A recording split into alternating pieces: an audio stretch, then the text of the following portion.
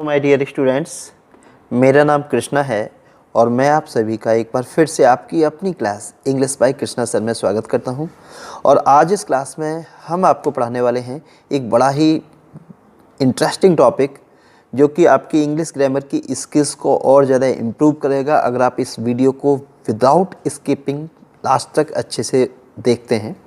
तो इस क्लास में आप जानेंगे कि किस तरीके से कई बार हमारे सेंटेंसेज में सब्जेक्ट्स के तौर पर जीरंड का यूज होता है, कई बार इन्फिनेटिव्स का यूज होता है, कई बार एज ए सब्जेक्ट हम इट को देखते हैं और बहुत सारे सेंटेंसेज में देयर का यूज भी एज ए सब्जेक्ट होता है।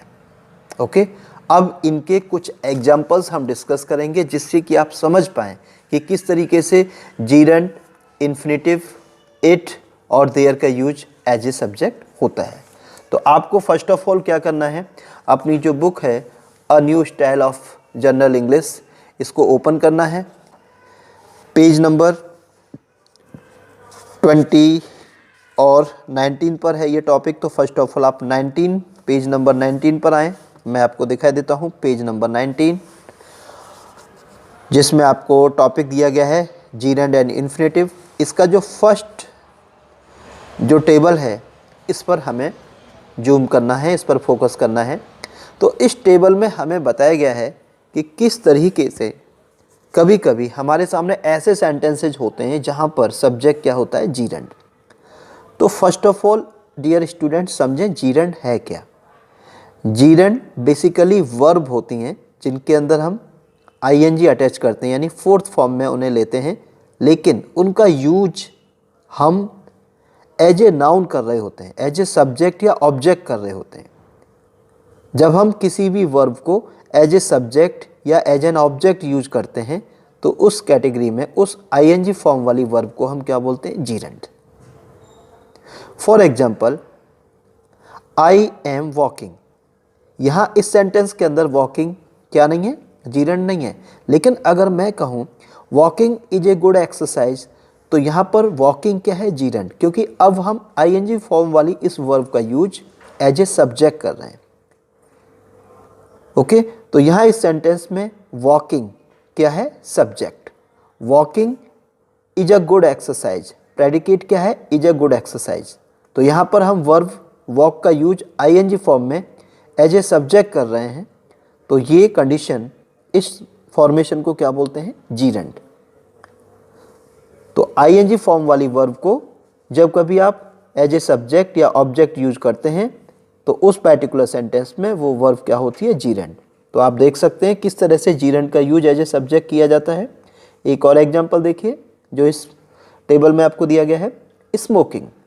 स्मोकिंग वर्ड जो बना है ये वर्ब है, और ये कौन सी वर्ब से है, स्मोक से। इसका फर्स्ट फॉर्म क्या है, स्मोक, SMOKE। आपको हम यहाँ ये भी बता दें कि बहुत सारी वर्ब्स ऐसी हैं कि जब आप उनकी फर्स्ट फॉर्म से फोर्थ फॉर्म डेवलप करते हैं, यानी फर्स्ट फॉर्म में आईएनजी अटैच करते हैं, और अगर फर्स्ट फॉर्म में लास्ट लेटर ई है तो वो डिलीट हो जाता है। तो फर्स्ट फॉर्म क्या है, SMOKE। लेकिन जब आप स्मोक में आईएनजी अटैच करते हैं तो ई डिलीट हो जाता है और आईएनजी अटैच हो जाता है। तो वर्ड क्या बन जाता है, SMOKING। Smoking is harmful. तो स्मोकिंग क्या है, यहाँ पर जीरंड है, लेकिन इस सेंटेंस के अंदर क्या है, सब्जेक्ट है। Smoking is harmful. ऐसे ही हमने नेक्स्ट सेंटेंस के अंदर स्विम वर्ड को, स्विम को फोर्थ फॉर्म में, यानी स्विमिंग जो कि एक वर्ब है, लेकिन यहाँ इस सेंटेंस के अंदर एज ए जीरंड यूज किया है, और ये स्विमिंग स्विम से बना है। आप यहाँ देखें स्विम की स्पेलिंग होती है SWIM। तो यहाँ पर ये रूल भी समझना होगा कि बहुत सारे वर्ब्स में जब आप फर्स्ट फॉर्म से फोर्थ फॉर्म में उनको स्विच ऑन करते हैं, यानी आईएनजी अटैच करते हैं फर्स्ट फॉर्म में, तो लास्ट लेटर की डबलिंग हो जाती है बहुत सारी वर्ब्स में। जैसे आप देख सकते हैं SWIM, स्विम में लास्ट लेटर क्या होता है, M.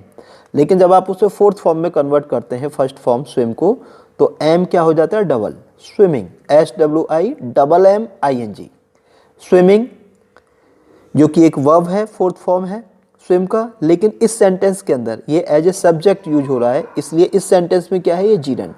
Swimming is useful, sentence present indefinite से है, और इस सेंटेंस का सेंस क्या है कि जो स्विमिंग है यानी तैराकी है उपयोगी है, इज यूजफुल। सब्जेक्ट स्विमिंग और प्रेडिकेट क्या है, इज यूजफुल। एक और एग्जांपल देखें जहां हमने जीरंड का यूज किया है as a subject, seeing is believing. यहाँ पे सब्जेक्ट क्या है, सीइंग, इज बिलीविंग क्या है, प्रेडिकेट। इसका टेंस क्या है, प्रेजेंट इंडेफिनिट, और सेंस क्या है, सीइंग इज बिलीविंग, यानी देख कर ही यकीन होता है। राइट, जब हम किसी चीज़ को देख लेते हैं तभी हमारा ट्रस्ट, तभी हमारा फेथ उस चीज़ पर होता है। Right, seeing is believing, seeing subject है जो कि जीरंड है, इज बिलीविंग प्रेडिकेट है। डियर स्टूडेंट्स, अब हम समझेंगे अपने टेबल नंबर 7 में कि किस तरीके से इन्फिनेटिव का यूज एज ए सब्जेक्ट होता है। इन्फिनेटिव बेसिकली होता क्या है, इन्फिनेटिव भी वर्ब होती है फर्स्ट फॉर्म, लेकिन उस वर्ब से पहले हमें क्या अटैच करना होता है, टू, प्रीपोजिशन TO टू। तो to plus MV first, main verb की फर्स्ट फॉर्म, जब इस फॉर्मेशन को हम लेते हैं एज ए सब्जेक्ट या एज एन ऑब्जेक्ट तो ये से क्या बोलते हैं, इन्फिनेटिव। तो इन्फिनेटिव का स्ट्रक्चर क्या है, टू प्लस मेन वर्ब की फर्स्ट फॉर्म। राइट, तो आप देखेंगे किस तरीके से इन्फिनेटिव का यूज एज ए सब्जेक्ट किया गया है। फर्स्ट एग्जांपल, टू एरर नहीं, एर, टू एर इज ह्यूमन। यहाँ पर टू प्लस एर जो कि वर्ब है और टू प्लस MV फर्स्ट क्या हो जाता है, इन्फिनेटिव। तो यहाँ पे ये टू एर क्या है, इन्फिनेटिव, जो कि हमारे सेंटेंस में सब्जेक्ट है। इस सेंटेंस में प्रेडिकेट क्या है, इज ह्यूमन। सेंटेंस का टेंस क्या है, सिंपल प्रेजेंट यानी प्रेजेंट इंडेफिनिट।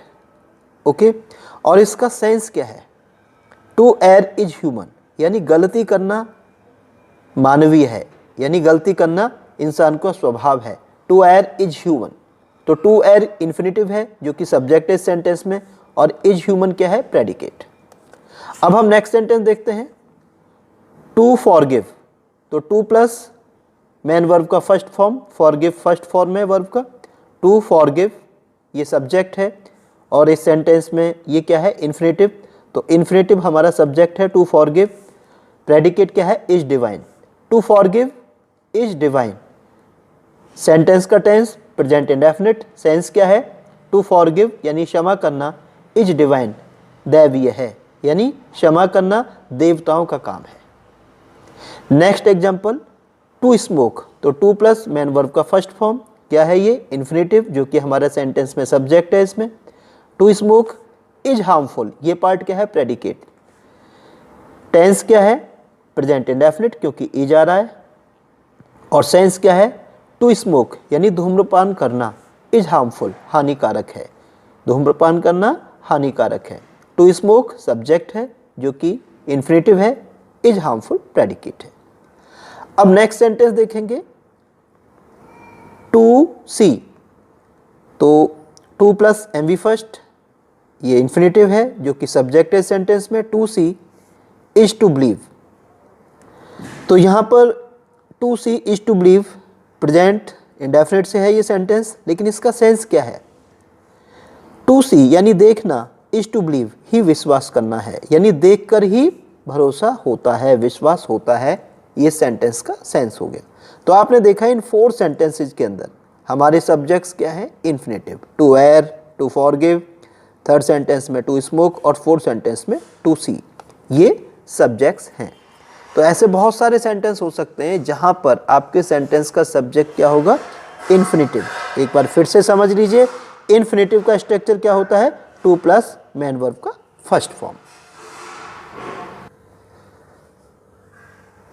नाउ अब हमारा नेक्स्ट टॉपिक क्या है, use of it and there. कभी कभी हमारे सेंटेंसेज में इट और देयर का भी यूज एज ए सब्जेक्ट होता है, लेकिन मैं आपको एक पॉइंट यहाँ ये बता दूं कि इट और देयर अक्सर क्या होते हैं, डमी सब्जेक्ट्स। इट और देयर अक्सर डमी सब्जेक्ट्स होते हैं। डमी सब्जेक्ट्स क्या होते हैं, ऐसे सब्जेक्ट्स जिनका कोई रियल एग्जिस्टेंस नहीं होता है, यानी जब हमारे सेंटेंस में रियल सब्जेक्ट की कमी होती है, रियल सब्जेक्ट मिसिंग होता है, तो हम कौन से सब्जेक्ट्स यूज़ करते हैं? इट या देयर, जो कि डमी सब्जेक्ट या प्रोविजनल सब्जेक्ट बोले जाते हैं। अब जरा सेंटेंसेज को देखेंगे। It is hot today, present indefinite का सेंटेंस है। सेंस क्या है? आज गर्मी है। इट इज़ हॉट टुडे, तो इट क्या है? यहाँ पे सब्जेक्ट है, इज हॉट टुडे प्रेडिकेट है। इस सेंटेंस में रियल सब्जेक्ट मिसिंग है, इसलिए हमने इट प्रोविजनल सब्जेक्ट लिया है। इट का यूज अक्सर टेम्परेचर के लिए, वेदर के लिए या टाइम के केस में होता है। इट वाज कोल्ड यस्टरडे, कल ठंड थी। इस सेंटेंस में भी रियल सब्जेक्ट मिसिंग है, इसलिए प्रोविजनल सब्जेक्ट इट लिया है। टेंस सिंपल पास्ट, सेंस कल ठंड थी। तो यहाँ पर इट डमी सब्जेक्ट है, यानी प्रोविजनल सब्जेक्ट है, और बात किसकी हो रही है? टेम्परेचर की हो रही है। एक इम्पॉर्टेंट पॉइंट ये ध्यान रखें, जब कभी आपके सेंटेंस में इट आएगा किसी भी सेंटेंस में, तो वर्ब जो आएंगी वो सिंगुलर होंगी। इट क्या है? ऑलवेज सिंगुलर, हमेशा सिंगुलर फॉर्म में यूज होता है इट, प्लूरल केस में इसका यूज नहीं होता। तो जब कभी आपके सेंटेंस में इट एज ए सब्जेक्ट आएगा तो वर्ब्स सिंगुलर होंगी। अब नेक्स्ट सेंटेंस देखते हैं। There are 40 boys in the class. Sentence present indefinite का है। सेंस क्या है? कक्षा में 40 लड़के हैं। इस सेंटेंस के अंदर भी रियल सब्जेक्ट मिसिंग है, इसलिए हमने प्रोविजनल सब्जेक्ट देयर लिया है। There are 40 boys in the class. There और इट में एक बड़ा डिफरेंस ये है कि देयर के साथ आप प्लूरल या सिंगुलर दोनों तरह के वर्ब सपोर्ट कर सकते हैं अकॉर्डिंग टू कॉन्टेक्स्ट, कॉन्टेक्स्ट के हिसाब से। हम ऐसे भी ले सकते थे, there is a boy in the class.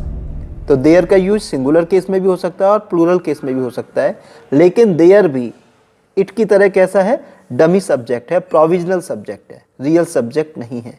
जब हमारे सेंटेंस के अंदर कोई रियल सब्जेक्ट मिसिंग होता है, नहीं होता, और सेंटेंस की ओपनिंग एक्टिव वॉइस की सब्जेक्ट से होती है, तो हमें कोई ना कोई सब्जेक्ट चाहिए होता है, तो ऐसी कंडीशन में हम देयर को एज ए सब्जेक्ट यूज करते हैं। There are 40 boys in the class, class में 40 यानी 40 लड़के हैं। Next sentence, there is no problem. Tense present indefinite, sense कोई समस्या नहीं है। अब यहाँ पर भी हमारे सेंटेंस में कोई रियल सब्जेक्ट नहीं, इसलिए हमने डमी सब्जेक्ट देयर का यूज किया, there is no problem. Okay, लेकिन ध्यान रखें जब कभी देयर सेंटेंस के लास्ट में आएगा तो ये एडवर्ब ऑफ प्लेस होगा। लाइक आई सा अ मंकी देयर, वहाँ पर देयर सब्जेक्ट नहीं होगा। देयर जब भी एज ए सब्जेक्ट यूज होगा स्टार्टिंग में आएगा, first word of the sentence होगा। तो आपने इस क्लास के अंदर आज देखा कि किस तरीके से ये इन्फिनेटिव, जीरंड, इट और देयर का यूज एज ए सब्जेक्ट हो सकता है। आगे भी हम इसी तरह के लेसन्स लेकर आते रहेंगे। आप अपनी बुक की स्टडी जरूर किया करें, जिससे कि अगर कहीं स्क्रीन पर आपको कोई पॉइंट समझ में नहीं आ रहा है तो आप अपनी बुक अगर सामने रखेंगे तो और ज़्यादा अच्छे से वो क्लियर हो जाएगा। आई होप आपको ये समझ में आ गया होगा। तो अभी हमने पढ़ा use of it and there, किस तरीके से इट एंड देयर का यूज एज ए सब्जेक्ट होता है, उसके एग्जाम्पल्स स्टडी किए। तो आज की इस क्लास में हमने आपको पढ़ाया डिफरेंट टाइप्स ऑफ सब्जेक्ट्स, जिसमें हमने जीरंड के बारे में पढ़ा कि gerund as a subject use होता है, जीरंड होता क्या है और एज ए सब्जेक्ट उसका यूज क्या होता है, ये आपने पढ़ा।